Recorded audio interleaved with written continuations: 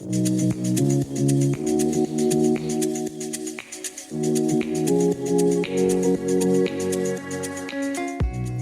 friends, Pastor Michael from Organic Church. We're excited for another season of growing together. We'd love to have you join us on Sunday mornings at 10 or Wednesday evenings at 7 for friends, family, and a whole lot of Jesus.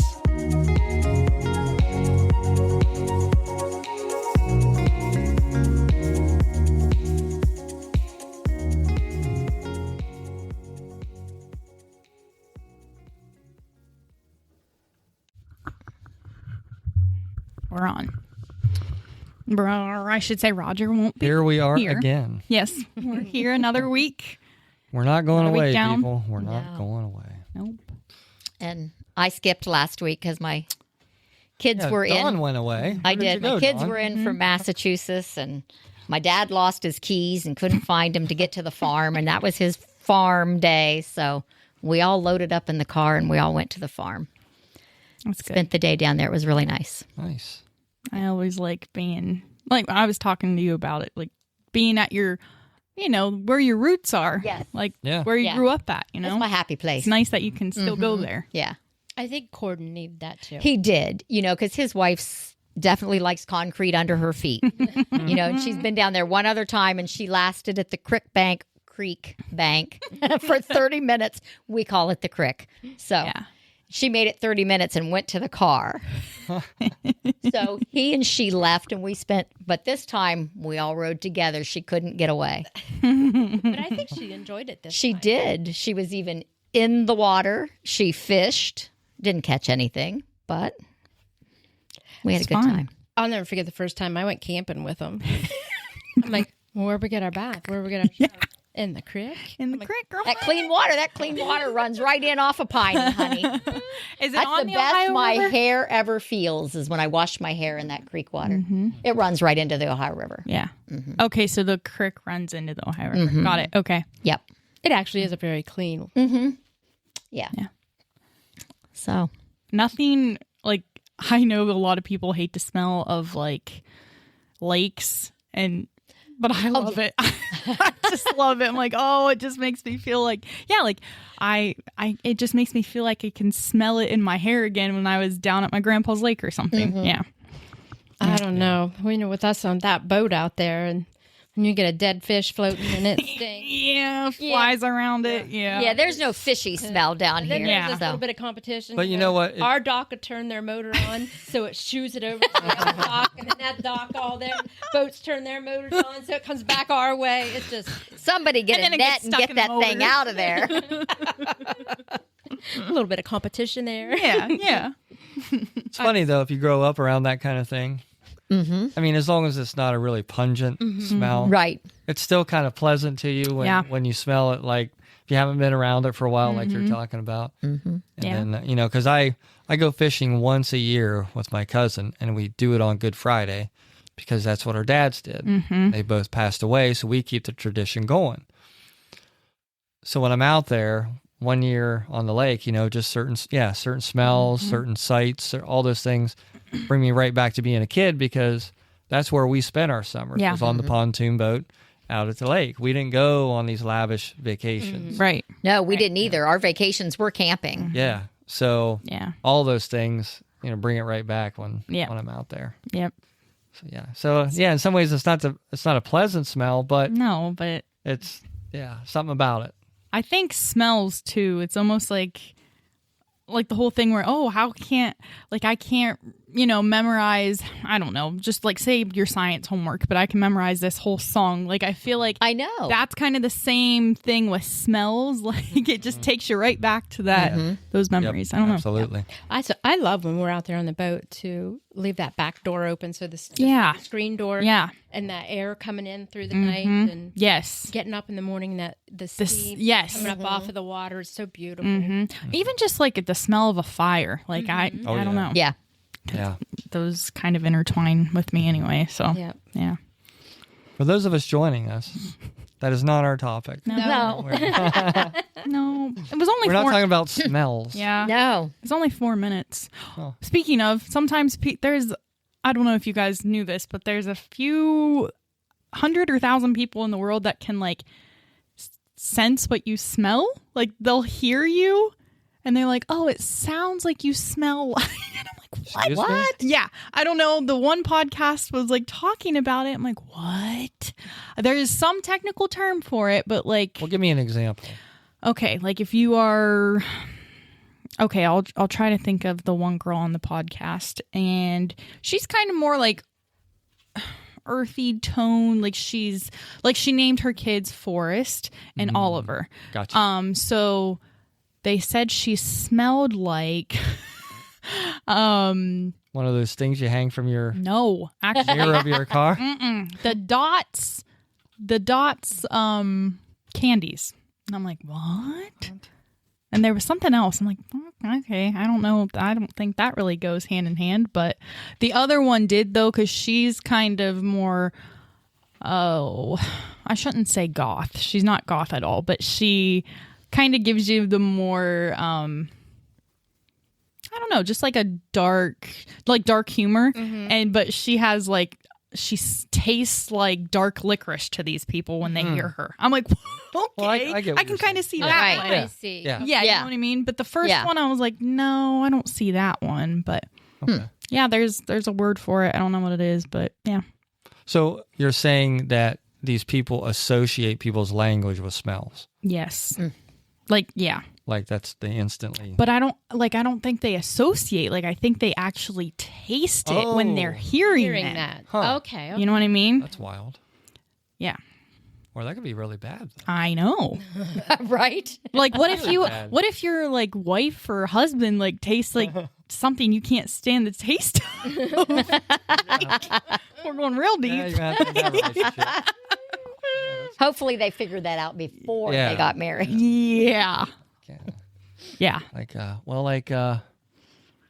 Doug and Patty Mayonnaise. Remember Doug from Nickelodeon? Yes. Because when you Patty Mayonnaise, well, you just think of mayonnaise. Yeah. Can imagine. I gotta figure out the name of that because. Okay. Yeah, we went this far with it. Yeah. Right? And that people are probably Get the like, people she's listening, insane. What an is answer. she talking about? Well, yeah, because I was like, my brain went that somebody smelled something and they could tell you what you were smelling. That's what I thought she was talking about. I'm thinking, well, wait a minute. What kind of podcast you watching? Okay, the rare trait that lets people taste sounds. Synesthesia.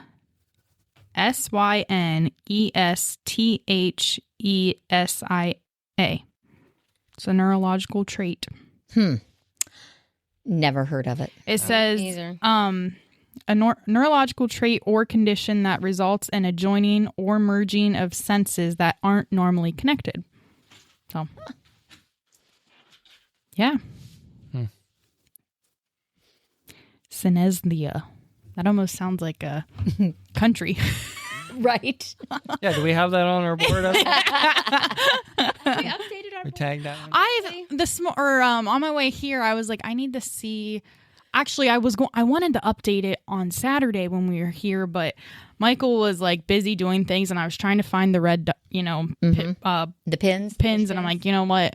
This is a song for another time because Yeah, we do need to We don't look have at that, anybody get in an like update. Brazil and down in that area. We need to. yeah, So do we know how many countries or I can tell that you. we're in? Yeah, I was. We just need to have a state of the show episode. Yeah. Yeah. Just, Okay, stats. So we are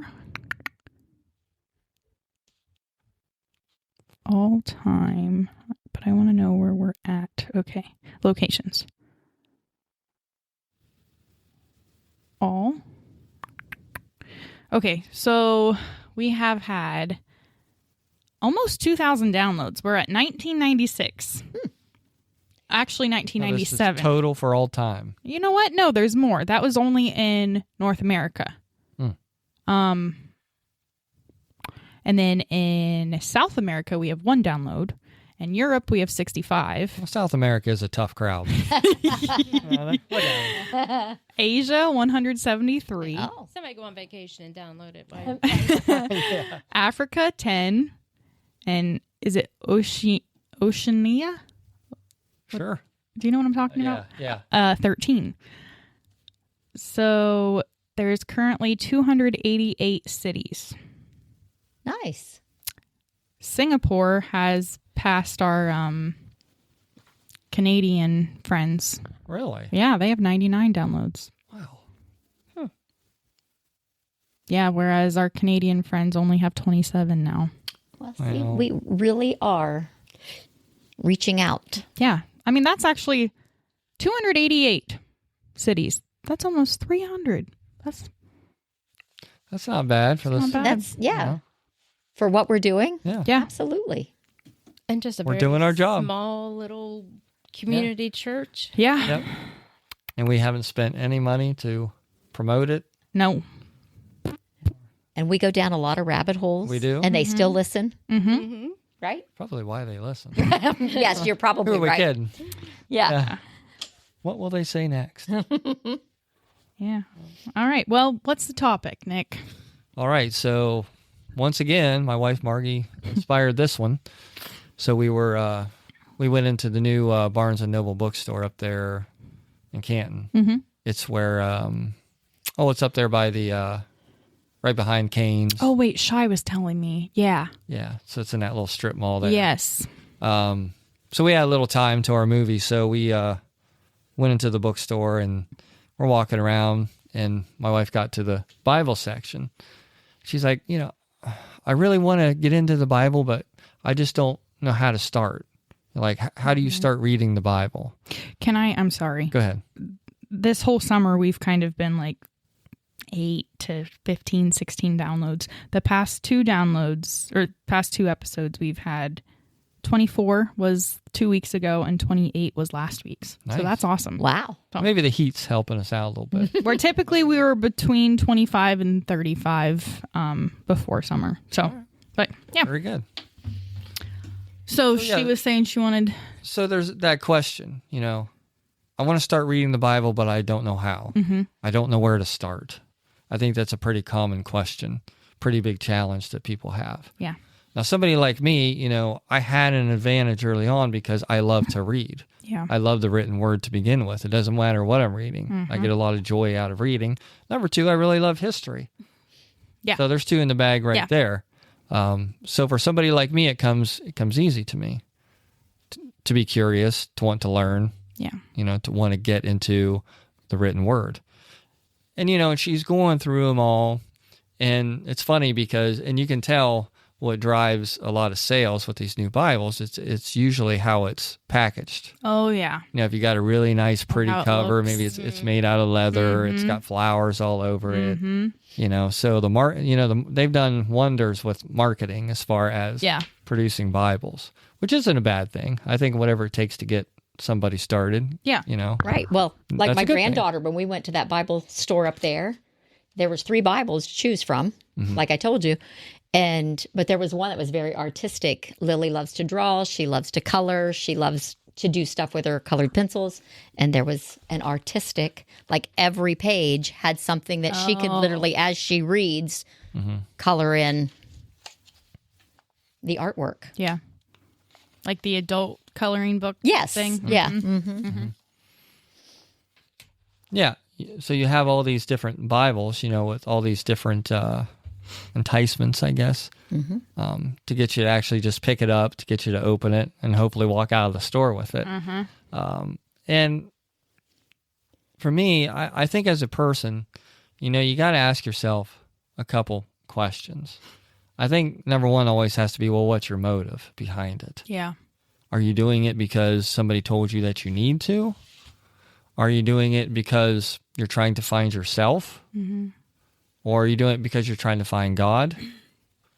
I definitely don't think you should be going into this thinking, I'm going to enjoy it, as you would say a novel. Right. Or, Where if you're going into it for kick back and enjoy it, that's not, you're probably not going to be You're not satisfied. going to go far. Yeah. Yeah, you're not going to go too far with it. So I think it does come down to those questions: is what is your goal? What do you want to get out of it? Are you looking for a relationship with God? Do you want to get to know God? Mm-hmm. And are you willing, let's face it, are you willing to put the time in to get to know Him? Mm-hmm. Because it is the written word of God. So it is not, it's not like reading, a classic novel. It's not like reading Moby Dick or, anything new today. It's, yes, there's a lot of different versions. The New Living Translations is probably best for younger people or people in our generation, rather than trying to read, the King James Version, which I remember that's the first Bible that I bought on my own, was the King James Version, and that's what I started reading. Yeah. But again, for me, I think I had a little bit of advantage. I didn't mind that so much because I didn't mind reading. Right. I didn't feel like that was a waste of time, and I didn't so much feel like it was hard work. But a lot of people, that would be really hard, to actually get into and stay focused from day to day. Yeah, for sure. And then like my Bible here, it's a combination of actual Bible, study Bible, history. So I get a little bit of everything out of it. So if I don't quite understand what I'm reading, then I have all these footnotes. Yes. I have a dictionary I can go to.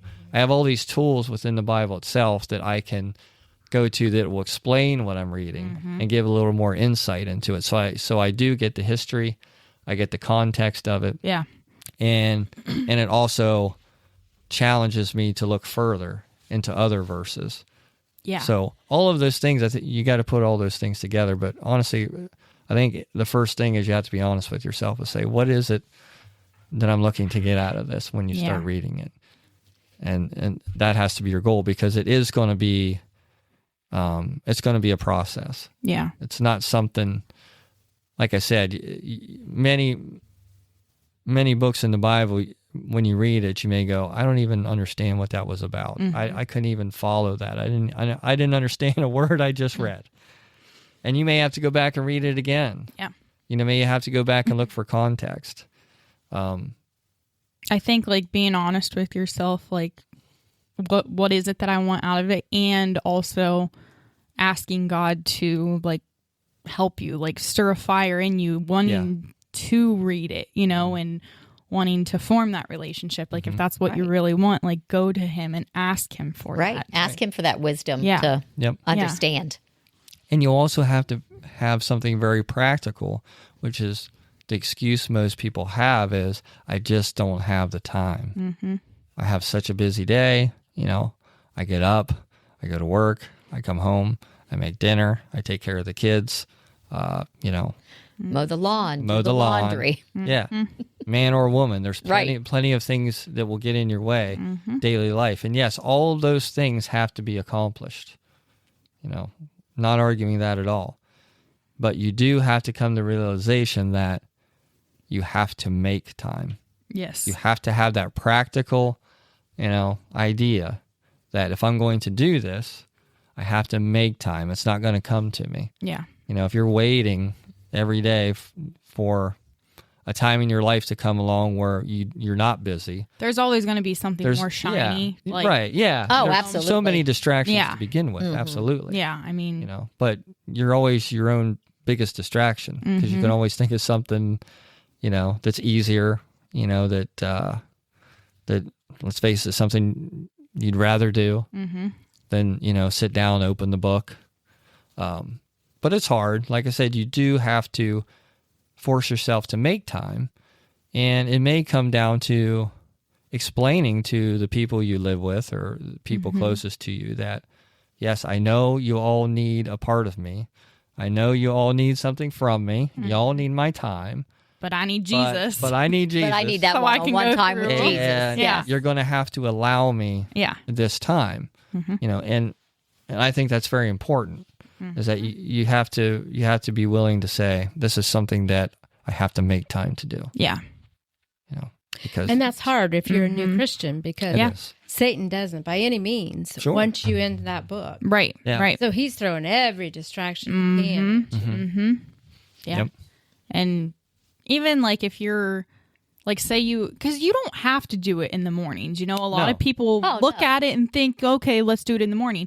But let's say that's the only time you can do it. Like Nick, I truly feel that is the only time you can do it. You know what I mean? And it's like, okay, if you're not a morning person, but that is truly your only time you can do it, make it easier for yourself to do it. Like, for the night before, just say you have a smoothie every morning. Get that stuff in the smoothie or in the little container and then put it in your fridge. That way, whenever you wake up, you just have to ding, ding, put it on and you're done. And like, then you can drink your smoothie while you're reading your Bible. Like, make it easier for your future self to do it. That way you can actually have a chance to do it. And start out slow. Yes. Don't give yourself this big, like, goal of, I'm going to read my Bible every day for an hour, 7 days a week. Yeah. Be practical. Start out slow. Just, if you only do it 3 days a week to start, it's better than nothing. Yeah, exactly. It's better than nothing. Yeah. And go from there. And then once you get rolling, then you may find like, okay, I got that rolling. Well, maybe I'll take it just an extra half hour at night. Maybe I'll shut the TV off a half hour earlier before I go to bed and just read a couple passages. And sometimes that's even better. Yeah. Is don't try to tackle verse upon verse upon verse. Maybe I think even if you just tackle a couple verses. Oh, absolutely. And let it just soak in. Yeah. Like, what did I just read? Like, and just let it sit on your mind, and then you may wake up with thoughts about it. Yeah. And sometimes those thoughts alone then will lead to further, development. As far as, okay, now I understand that. I hear what God's telling me to do. And I think at that point, God will tell you where to go next. Mm-hmm. And that's the kind of mindset you have to have, is you are looking for God. That should be one of your main goals of reading the Bible, not because you feel like you have to or you should, because you truly want a relationship with God, and there's no other place to get it. Yeah. Because there truly isn't. No. And that, that's a very unique thing to say. You're not going to find God anywhere else but in the written word. People can tell you about God. Right. People can tell you about Jesus, all those things, but it doesn't really do anything. Yeah. Until you've invested your time to get into the word. Right. And so often that's when you hear from God. Mm-hmm. Yeah, exactly. He will work through those verses to show you something. Yes. Mm-hmm. Yeah, and as a new Christian, it's like not just opening up the basic novel or whatever you're reading. Page when one. you open this up, I didn't start in Genesis. Right. Yeah, Please don't. No, don't start in the Old Testament. Please go to the New Testament and maybe start in John or Mark and the Gospels. Luke. Yeah. Start there, Yep. I like doing Luke because it's like the chronological order. Like, Well, he was the historian, I believe, of the disciples. Yeah. So he was very structured, I think. Yes. Yeah. Like, they're all four of those are similar. If Yeah. in case someone doesn't know that, and it's all four of them is basically Jesus's time here on this earth. It's his life, his teachings, his miracles. Yes. Yep. Tells us why he came. Yeah. Yeah. Yeah. Like, starting, like, it's not, like we said, it's not like a normal novel, because first off, all these books are different. Like, you got, Matthew, Mark, Luke, and John that are all pretty similar, talking about Jesus's life and everything. But then you've got Acts, which is kind of like the church history, Revelation, which is end times. Like, it all has, Romans or Proverbs, like, kind of more inspirational, and like when you need something to like lift you up. But you're not just, it's not one-sided. Like, you're getting all of this from this one book, not one book, several books into one. Your Gospels. Yes. Where you are learning, from his birth. Yes. Well, actually, from his conception all the way through to the resurrection. Yep. Even after. Yeah. Yeah. And that's the foundation. yeah, you have to start there. Yes, I agree. Understand that before you can go back and touch the Old Testament and see where, so and so begat so and so. And not only that, I mean, there was no coverage for your sin.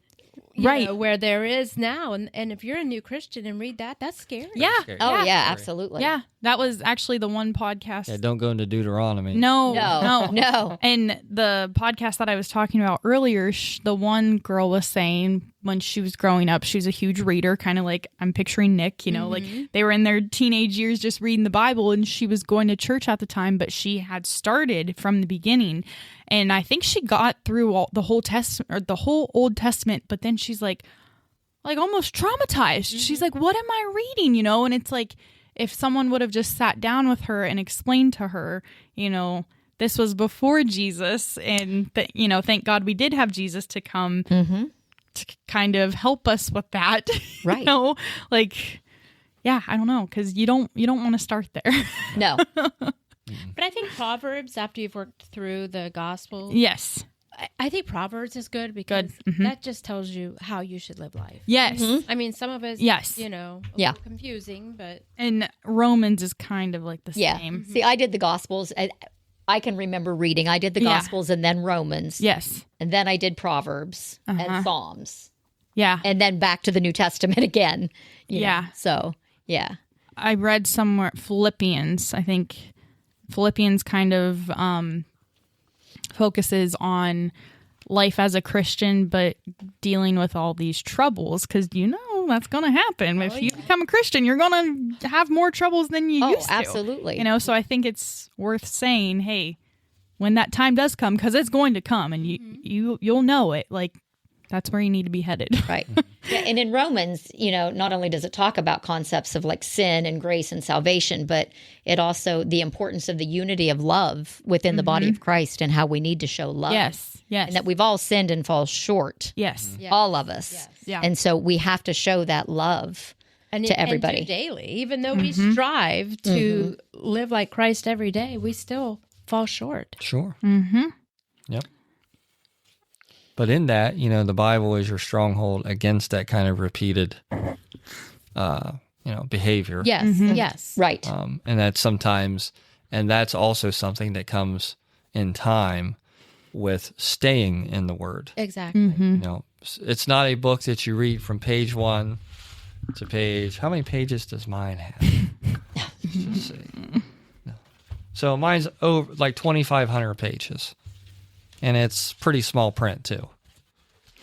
So if I read it from page 1 to 2,500 and never picked it up again, I haven't accomplished anything. Right. Exactly. Yeah, just reading it through isn't accomplishing anything. No. If you're not studying it, if you're not... Because they call it the living Word. It is the living Word. So you need to live in the Word. Mm-hmm. So like I said, if you pick it up one time, read it and say, yep, check the box. I've done it. Yeah, I either got it or I didn't get it. Yeah, some parts were good, some parts were bad. I really like that. Yeah. This parts could have been better. If you read it like you would read any other book that you would take out of a library or any other book that you would go into Barnes & Noble and pull off the shelf and look at the cover and say, oh, that's pretty. That looks kind of cool. I'll take that home and read it. You read it one time, you forget about it. Mm-hmm. Yeah. That's not what you're doing here. Yeah. It has to be something that you do all the time so that those words... how many times do we say, you can read that same part of Scripture 10 times? Yep. Mm-hmm. And either all of a sudden the light bulb will come on. Yes. Or it may have meant something to you 5 years ago, and you read it again, and it has it completely different. Exactly. Yes, absolutely. Yeah. Well, and not only that, Inspiration. as you read those verses and get them etched on your heart, you might not be able to, quote them word for word. Right. But you've got the concept of what that verse means. Yeah. And it lives within your heart. It lives within your heart. And then that is your battle against Satan. If you know, It is. right there, boom, boom, throw it right back at him. Yeah. And people are always looking for proof of God. That's always somebody's challenge to Christians. Well, show me that he's real. Prove to me, that this isn't all just made up and written in there. Well, you can't, even if you quote Scripture to them, you can't quite do that. Yeah. Yeah. The best answer would be, well, look at my life. Look at where I have been. Right. And look at where I am now because I am in the Word. Exactly. Because I do everything I can to follow the Word. Right. And even though I'm not perfect, never gonna be, but I make as much effort as I can to stay in the Word, to follow it. Mm-hmm. And that's my proof. If it could change me, to make me a better person, to make other people better, there's your proof. Mm-hmm. Right. And I think Proverbs does that. I think Proverbs is a book that gives us wisdom as to how to live our life and manage our relationships and our work and our finances and our morals. Yeah. And that's all you have to say to put it on the national bestseller list is just give it a shot. Mm-hmm. It's not going to hurt you. No. It's not going to hurt you. No. So, pick it up, read it. If I guarantee you will see a change in yourself. If you give it enough time, if you give it enough effort, don't give up. Yep. You will see changes. And that's the proof of God. That's what I was going to try to lead into. So once you do pick it up and start reading it, like, okay, this isn't so bad. How do you keep up on it? You know? Well, again, it's discipline. Right. It really is. Because, it's not... I mean, I'm not saying I don't enjoy reading. Yeah, I do enjoy reading it. But like I said, I do have that advantage of, like, right. I'd like to read. But again, it's not like a normal form of, leisure. It's not like watching TV or watching a movie or reading a novel or any of the things that we do to relax. That's not what we're talking about here. That's not how you go into it. If you're like, yeah, I read that one chapter that time, that was boring. I struggle. Yeah, you're right. It is boring. Yeah. A lot of it is.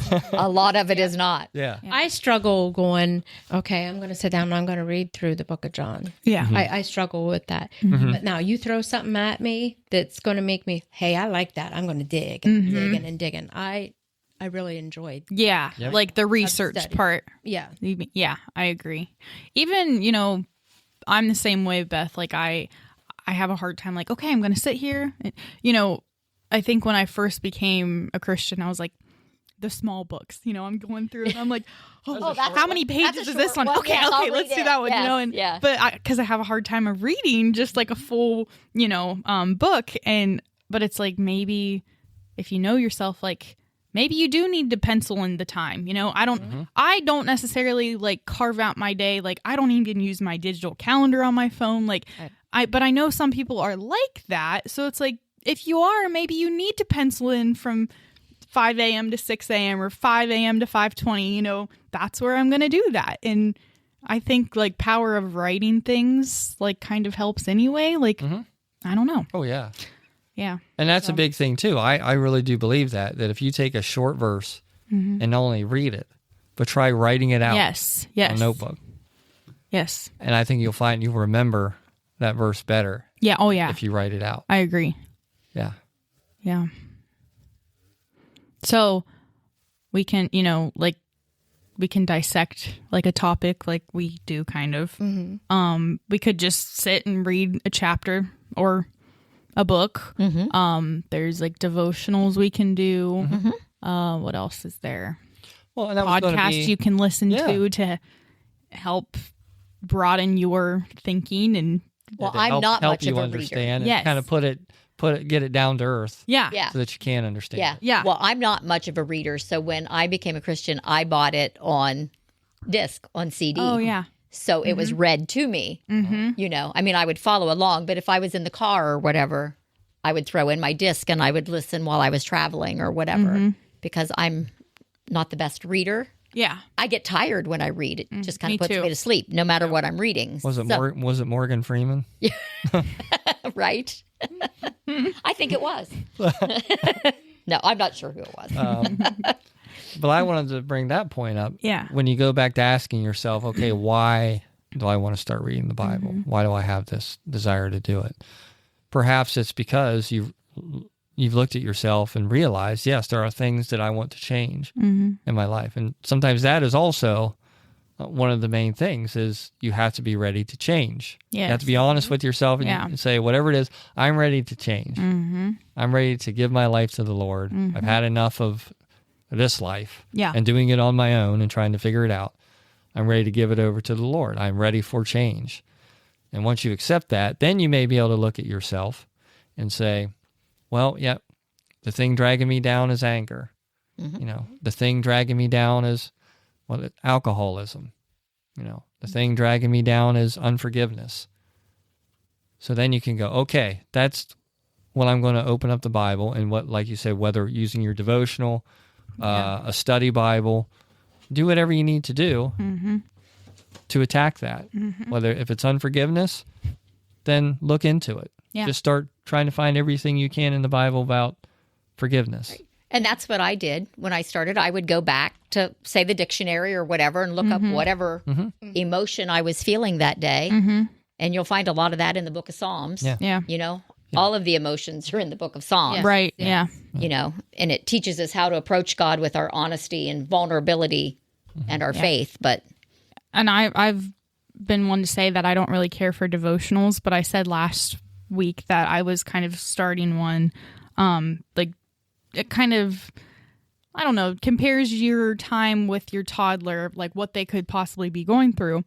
And there was something today that was like, oh, you know, because there's so many spills at this age, or so many just accidents, and like, oh, you know, oh, not again. And it said, you know, whenever your child has spilled their cereal for the umpteenth time, like, what are you doing? How are you going to react to that? Yeah. And, you know, it said this scripture,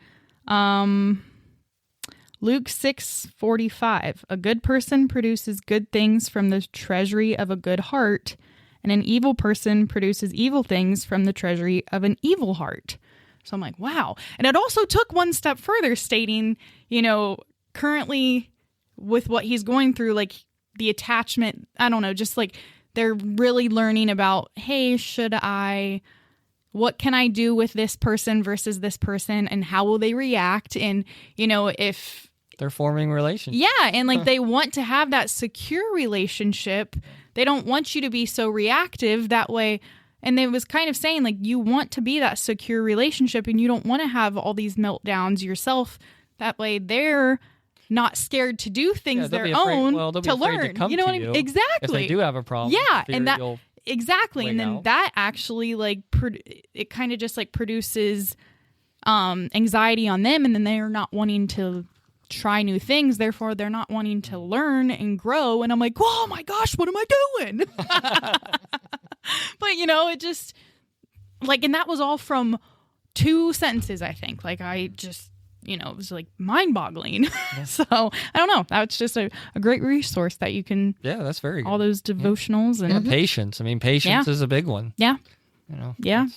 In all walks of life and all, you know, and everything we go through, patience is such a, you know, that's a hard one for a lot of people. And have to wait. And it kind of compares like God, you know, God's so patient with us. Yeah. Yeah. Why can't we be patient with them? And I'm like, oh, well, yeah. Yeah. So. Well, and even though a new Christian, they might not understand everything that they're reading right off the bat. Yeah. And they're still getting in that book every day. They're still building that relationship with Jesus Christ. Right. Yeah, like there's no perfect way. One day it's just all going to come together. Yeah. Yeah. Yeah. And like right now, that devotional is helping me because I'm, you know, because it's able to help me go through all these changes with Cooper. Well, one day Cooper's not going to be as little as he is, or, you know, he's going to be fully grown. Right. Like that's, you know, so right now it's connecting to me in that way, but, you know, I'm going to have to find a new way, you know, sooner rather than later. So, yeah. My grandmother always said they step on your toes when they're little and your hearts when they're grown. Yeah. And that's true. Yeah. Because when they're adults, you can't fix their problems. No. But sometimes in that parent-child relationship, even with your relationship with God, you're going to have to realize that sometimes that relationship is going to be rocky. Yeah. It's like every other loving relationship that it's not always, you know, it's not always going to be, you know.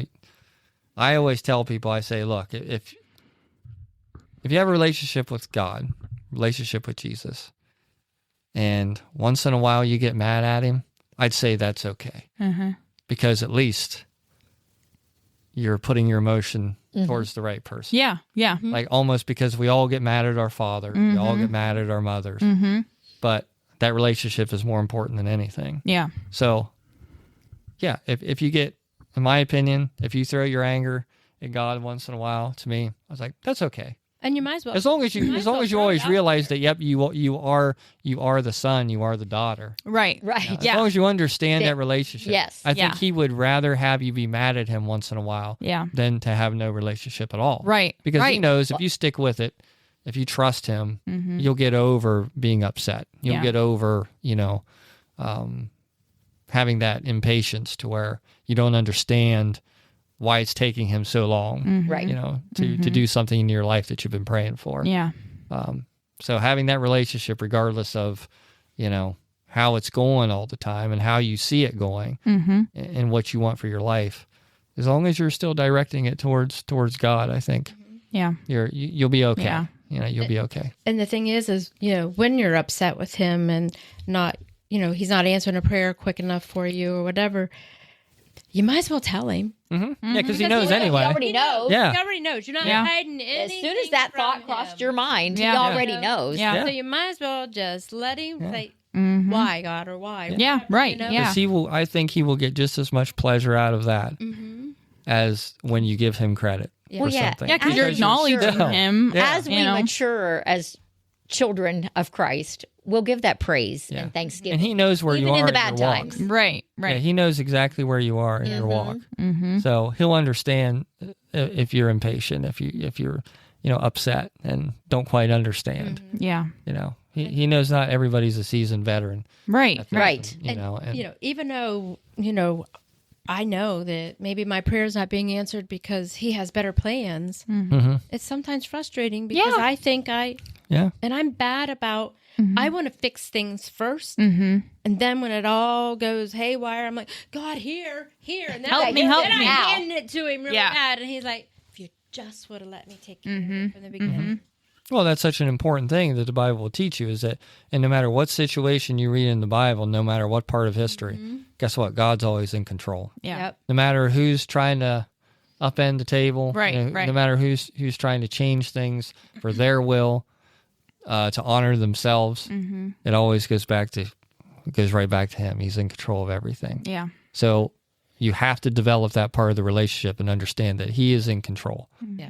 And I have to let him, control events in my life. Yeah. And that's hard for me. I can't. That is a hard one for me, even though I know that And it doesn't take prayer out of the equation. You should still pray for it every day. Even if you feel like, well, I didn't get it today. Well, pray for it one more time. But, but just go into it with that understanding that, I'm going to continue to trust you. Trust is such a big part of it. And that takes a long, long time. Oh, yeah. But you're never going to get it if you're not in the Word all the time. Right. It's not that easy. Oh, there's been many times I went to that altar and here, God, I'm giving it to you. I'm giving it to you. It's all yours. Monday morning, I'm picking You it pick Yeah, it and right he's back thinking, up. did Right. you really give it Oh, to me? heck, you're picking it up before you ever get back to your seat. Yep. Yeah. Been there, done that. Yep. Yeah. I think even like just having like this is good, like that we are able to talk to each other weekly, but not everyone is, or not everyone commits to a Bible study or not, but I think community is so important because you get to talk to people. Like I think it was on my lunch break last Friday, and I walked over to Miller's Creamery in Dover, and there was like, I don't know, I'd say someone in her mid 40s, but she was like mentoring someone like late teens, early 20s. And I'm like, you just don't see that anymore. And it was so nice to see it, you know? Yeah. I think that is very important. And I wasn't eavesdropping, but it was, they were right beside me, and like they talked about not just about life before they got into the Bible, they're like, let's, I suppose we should get into it, and they weren't like mad that they had to do it. They were just like open-hearted and, and it was nice. Like, Yeah. So I think a lot of people forget the power of community. Oh, absolutely. Oh, absolutely. Yeah. Yeah. Yeah. Yeah, we had a kid that just started where I work. He's going to work in the office, and he had to shadow everybody over the course of the last 2 weeks. So he shadowed me, I think, this last Monday. And in my office on my big chalkboard, Maggie, when she was little, had drew a big picture, and it's 3 crosses. And of course, the middle one says Jesus.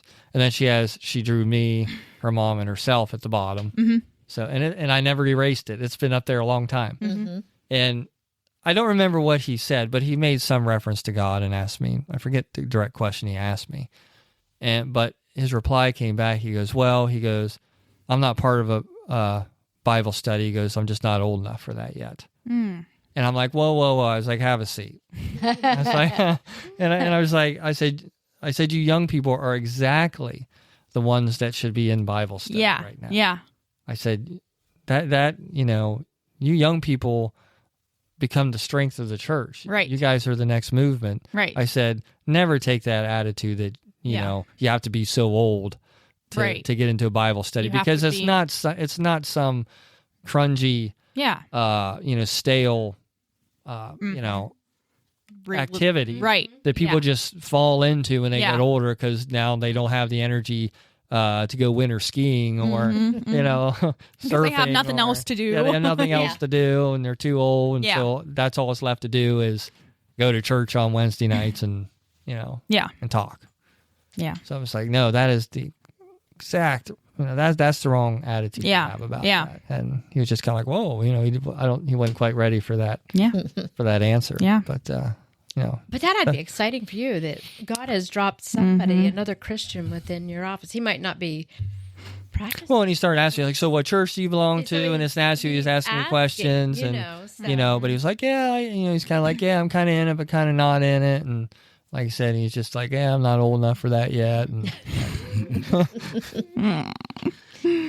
And maybe we should talk about that a little bit. Just the young people. Yeah. I think they do have.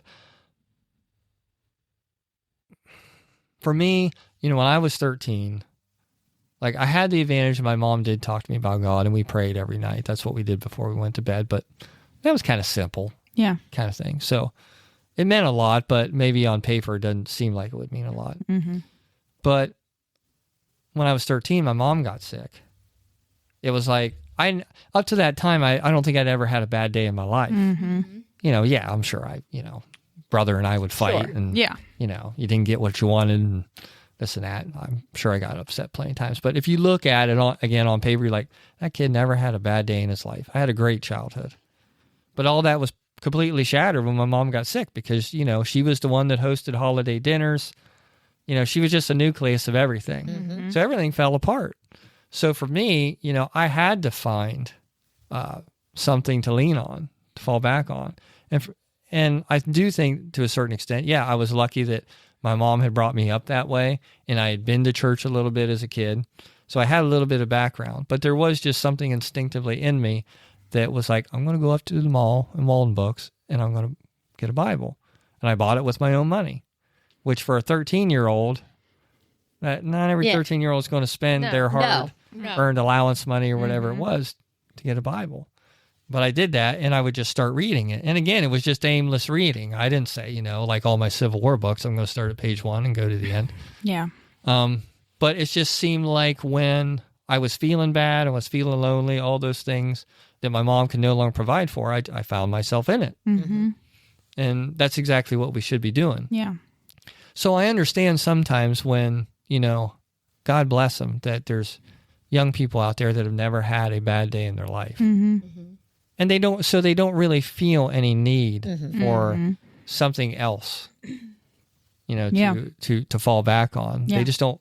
They don't instinctively feel the need for God, because their parents are holding them up. Everything in their life is good. So they don't quite understand that part of it. Yeah. And they're very fortunate for that. But do you see God's work in your life from that? I mean, from God knew. So you instill that in your mom to raise that, instill that into you at a young age. So when the things went bad, you had that foundation built. You knew where to go to. Yeah. And I'm always the type of person that I believe, even when like on Christmas morning, I've always been the type of person that when I am an in the moment type of person. But at the same time, I have this thing where I know this moment's going to pass when I'm in it. Mm-hmm. Like Christmas morning, I would unwrap my presents a little slower than my brother and sister because I wanted it to last. Mm-hmm. Because even in my mind, I'd be like, this is going to pass. This is going to end. Yeah. So I could always see moments in my life, like I understood how precious it is to be where I am, because it's not going to last forever. Yeah. And I've always been that way. Like there's certain things that I just, consistently think about. So I'm like, yep, you better enjoy it while it lasts. because it's, if you live long enough, then, everything's going to come to pass. I've always been that way.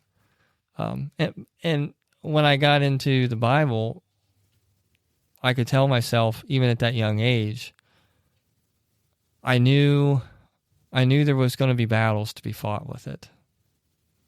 I didn't look at it as, I don't know how to explain it. I just knew that, as we say, once you open the Bible and start reading it, it's like I knew the enemy was going to come after me. Yeah. And he did. And I've lost many of those battles. Yeah. I really have. But I always keep fighting them. That's the important thing. Absolutely. You fall down, you just pick yourself back up and go again. You start over. Because as my mom said, whatever you do, don't forget about Jesus. And I never did. Mm-hmm. Even when I was mad at him, as we've talked about, because I was plenty of times I was angry with him because I didn't understand. And it kept piling up. First it was my mom, then I had a divorce, and my mom passed away. And then my son, he got into an accident with a bear, lost his finger. And I could go on and on. It just piled up. And it's like, and sometimes you say that to yourself, like, when I was 13, I went out of my way, pick up a Bible, start reading it. Mm-hmm. And I think for as young as I am, I've been pretty faithful. What the heck's going on here? Mm-hmm. Why have I had so many things thrown in my face? If I've been so faithful, sometimes you think, well, why don't I have that life that person has, to where it seems like they don't have any problems. They have both of their parents. They seem as though they've never had a bad day in their life. And I just keep getting one after the other, and that's tough. Yeah. But I had that grounding from the beginning. It almost seems like I understood that I was accepting battle, more or less. Yes. Yeah. Yeah. And sometimes that's what it's about, is you realize that the world we live in is you are accepting battle with the enemy. And it's something that you are going to have to go through for the rest of your life. Yes. And perhaps because you see these other people who are not accepting battle, they're kind of flying by because they're not in it. Right. Mm-hmm. Yeah. They're not in it. They're not all in. They're not all in. Yeah. So devil don't have to worry about it. Yeah. Exactly. So maybe that is why they've got 3 cars parked in the lot and a really nice house. And, like I said, both their parents live till they're 90. And perhaps that's the reason. I don't know. I can't say for sure. Yeah. But for me, I've been my own worst enemy at times. Mm-hmm. I can be honest and say that. Like, yep, all the things I can look at God and be like, yep, that one is completely on me. It is not anything you did. It is not anything, it's not, I'll be honest, I don't even know if that was the enemy's fault. I will say that was completely on me. Mm-hmm. Mm-hmm.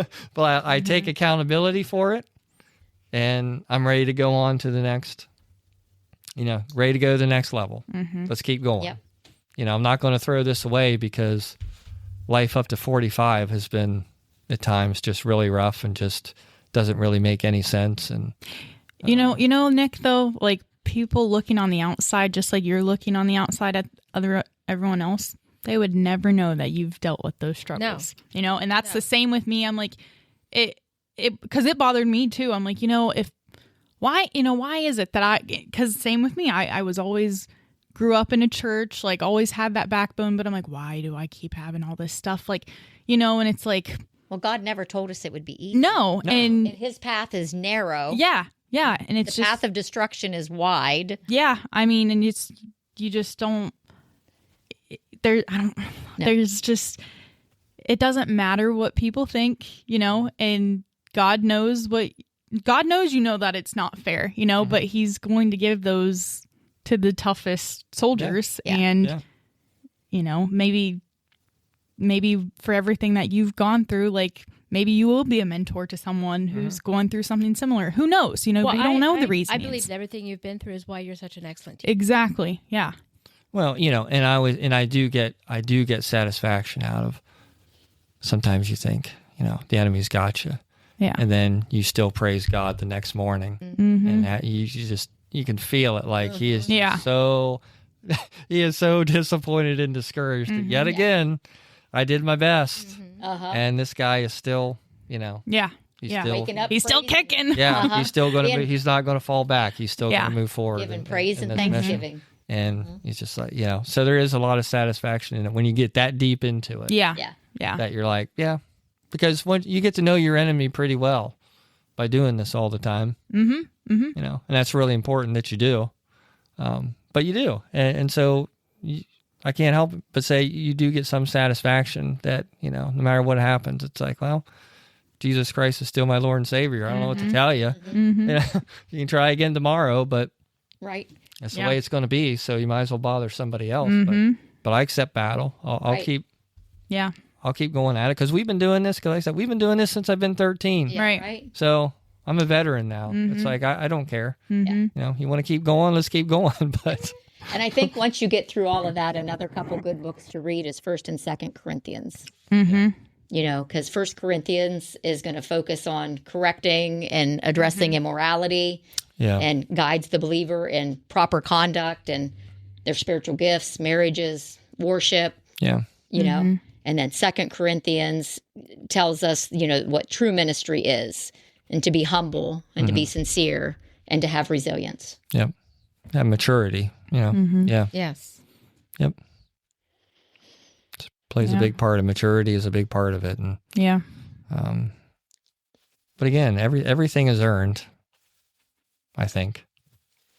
So you have, again, getting into the words, you have to earn it. Right. Yeah. And like we were talking about last week, what kind of crown are you going to have if you don't earn it, Yeah. Are you going to even have a crown? Yeah. That made me really cool. Yeah. Like, wow. Okay. Yeah. This is not the Generation Z participation, school Medal. No. Yeah, medal. Yeah. It's I mean, I get, like you said, you can be saved from the burning building, sure. Right. But, Yeah. so much more to earn than that. I don't want to go before the Lord and not have a crown to lay at his feet. I don't want to, and I don't even know that that's in there biblically, but that's what it's, I was taught. Yeah. I don't want to go up and say, hi, thank you. I'm on my way to the, thank you for saving Don't me. make eye contact. Thank you for pulling me from that burning building. Yeah. Don't make eye contact. It's terrible. I don't think that's going to work. Right. That's not going to happen. But, if you would be embarrassed and like everyone else is laying these crowns at his feet and here you are like, oh, where's my crowns? I did the bare minimum. Guess we're living in the basement. Oh, you weren't kidding. Yeah, so there's a lot to consider when somebody is asked that question. It's not, it took us an hour to answer it. Yeah. But there's no perfect way. There's no. multiple ways. Absolutely. No, it really is your own personal relationship with him. Yeah. And like I said, you got to be willing to say, I'm going to start making time to do it. It's like any other relationship you have to make time for it. Yeah. You don't. And communication, like communication with a relationship, like I mean, just think if you your dialogue every day with him. If you treated your spouse the way you treat God. Yeah. How do you think that's going to work? Yeah. It's not going to work out too well for you. Yeah. So, it is a personal relationship, which is hard for people to understand. And it's the only way we can get it is through this book. And I think a good point to be made is that's the way God wanted it. He didn't want us looking over here, over there, underneath the rug. No. Yeah. We know exactly where to find him. Yeah. This is it. This is the only place you're going to find him. He's, again, a lot of things people think, why does God make things so difficult? Well, he really doesn't. No, he actually keeps it. It's right here. Yeah. They said, it's going to take that relationship to understand it all, and it's going to take a lifetime. Yeah. If you seek, you will find. Yeah. But you have to do it. It's going to take your commitment. It's not a one-way street. Like. Yeah. Yeah. Yep. It just makes me, I don't know why I thought of this, but people want to read different books, and this book and that book, they want to read about murders or love stories with adultery, whatever. Open up the Old Testament. Oh boy, right? Yeah. It's all in there. Yeah. It's all in there. Yeah. Yeah. All of it. Yeah, you'll find everything. Yeah. Absolutely. Time and time again. Yeah, and some with the most people that some of the top dogs. Yeah. Yeah. That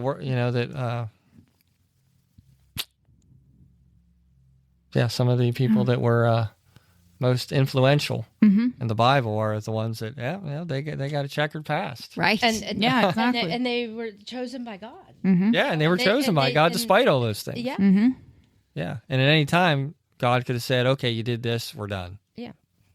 So but He doesn't do that. Once He's chosen you, it doesn't really matter what you do. God's love. Yeah. Yes. Yeah. His love, His grace, His mercy. Yeah, exactly. Yep. Yeah. I thought they had left. They have. They're going to practice. Oh, I got you. Well, do we want to wrap up? We good?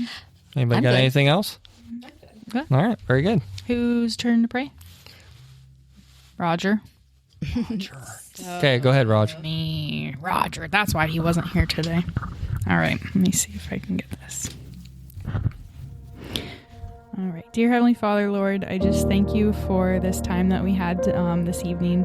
I really felt that we had a great topic and we stayed on track. And I just pray that this, touches someone's heart, whether that's tonight, tomorrow, 10 years from now, Lord. Just really emphasize, just how we do things could be different than what's going to work with them. I just pray that whatever they end up getting from this, it is, from you and not from us. And I pray for travel mercies and in your name. Amen. Amen. Amen. Hey friends, Pastor Michael again. If you've enjoyed this podcast, you should consider joining us on Sunday mornings. Our address is 1943 North Water Street Extension in Yorksville. We'd love to have you join us for an in-person service.